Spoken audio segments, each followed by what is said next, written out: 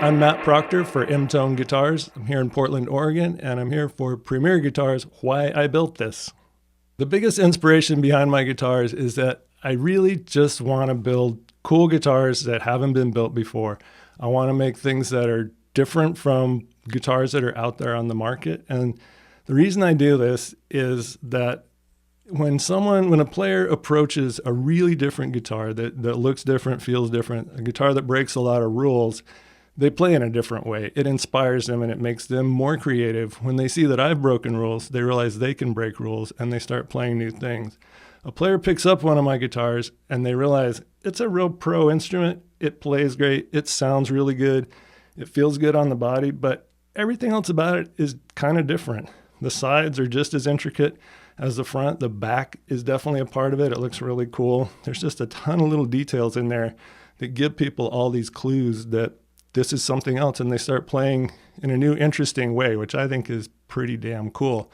When I go down into the studio to make a guitar, I have a whole bunch of ideas and a pile of wood, but I'm never quite sure what's going to come out at the end. And so I just start building and working with the wood, and I just make something that I think needs to be made. I just end up with a cool guitar at the end, and I don't care about the market or who's going to buy it or whether people are going to like it or not. I just make them, and then when I'm done, I put them up for sale, and usually pretty quickly a real cool person comes along and buys them. So it's working.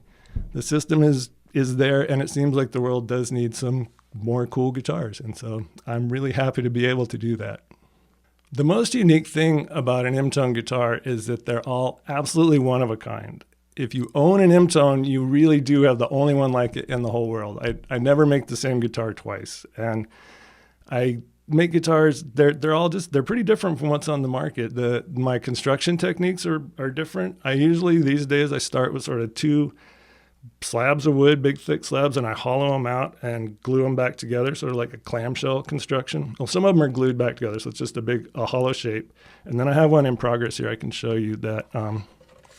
It's a little hard to see on the camera, but if you see it from the front, it just looks like, a sort of normal guitar. But as you turn it, you can see that it's made of these two pieces of wood that interlock together. They sort of play in and out of each other.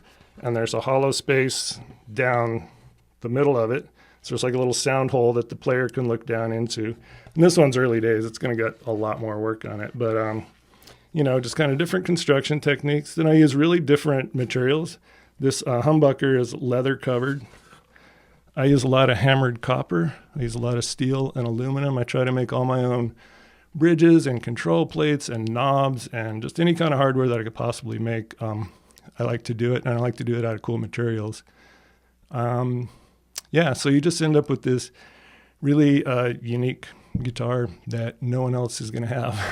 It makes for a neat playing experience, I think. When I started making guitars, they were sort of more closely lined with a Fender guitar, but I always thought from the beginning that I should be making something different, and I didn't quite realize how conservative the market was. So I was surprised that things that I thought were very small changes, like using a metal pickguard or something, almost seemed not acceptable when I first started doing this, maybe 12 years ago or something. It really freaked people out. If I'd been doing the stuff I'm doing now 12 years ago, I think, I don't know, people would have screamed and cried. So the market, the world has sort of evolved, and people are more used to interesting, weird stuff that breaks the mold. So that's very nice. But it's been not a battle, but it's been it's taken me a while to get to this point. And I think the last 2 years, my guitars have really expanded and just gone crazy, and I've had a really good response to that. Yeah, the guitars that you're seeing, that you'll have pictures of, have all been built, I think, in the last two to 3 years for sure. Most of them within the last year and a half, maybe. If I could get my guitars in any player's hands from any time period, who would it be? Let's see. I would actually love to see Tom Dowse of Dry Cleaning play an M-Tone. He just approaches the guitar in such a great way. He has so much energy. The notes are just flying off of his guitar, and he's so into his playing live and stuff, and I love his note selection and stuff. So that'd be fun in a live guitar player to see him. If I could go back in history to someone who's no longer around, I would definitely pick Jimi Hendrix. And he's an icon, but the reason I would pick him is because he was such an inspirational force, and he came into rock and roll with his set of ideas about what it should be. He completely did his thing. I don't think he worried about markets or who cared about his stuff. He just had his vision and he brought it and he did it. And I really respect that, and just fabulous musician. And he changed the face of rock and roll. Everyone followed him from then on. And I think he would have dug an M-tone, and I certainly would have liked seeing him play one.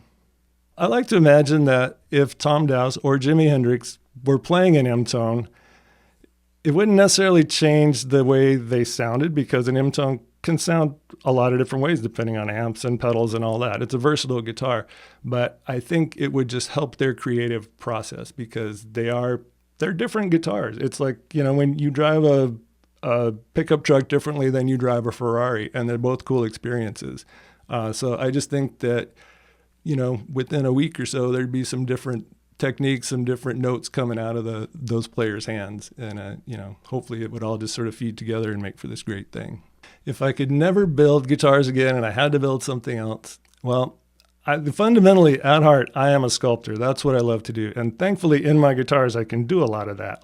There's a lot of sculptural elements about my guitars. The shapes and the, textures, just everything about it feeds that sort of artistic side of me. But I got to say, I was a sculptor for 15 years before I built guitars, and I loved it, but it's a hard living. But if I could go to like a big marble quarry in some exotic location, and they would give me this huge behemoth chunk of marble that, 5 stories tall, and I had a hammer and chisel, and I could just be out there for 5 years in the rain and the heat and the snow and it would be horrible, but I would love it. And at the end of 5 years, I'd have this amazing thing that came out of my mind in my hand. That just sounds awesome to me. Those jobs are hard to find. The masks that are on the wall behind me there, it's something I made, probably 25 years ago or something. They're cast aluminum, and they're sort of a nod to native Northwest American art. I love that stuff. It's very beautiful, and that's just my aluminum take on that kind of stuff. And they were just a fun project to do.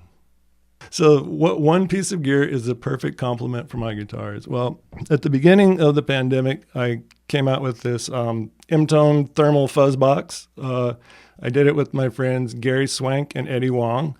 It's an old school germanium fuzz, and inside Eddie wired it total point-to-point hand wiring with all old components and stuff. It's like a beautiful little painting in there. So we left the back open so you could really appreciate it. Then Gary and I came up with this box. It's this interlocking aluminum box, these really thick plates that all kind of clamp together and stuff. And there's steel and brass, and there's just everything on this. We just had a blast with it, trying to make a really cool object. So they go very nicely with your M-tone. The only trouble is we only made 20, so they're impossible to find. But I'm going to make more effects in the future, something equally cool and maybe more accessible to people. So it was just a fun project, but we all liked it, and I think we'll do it again. So.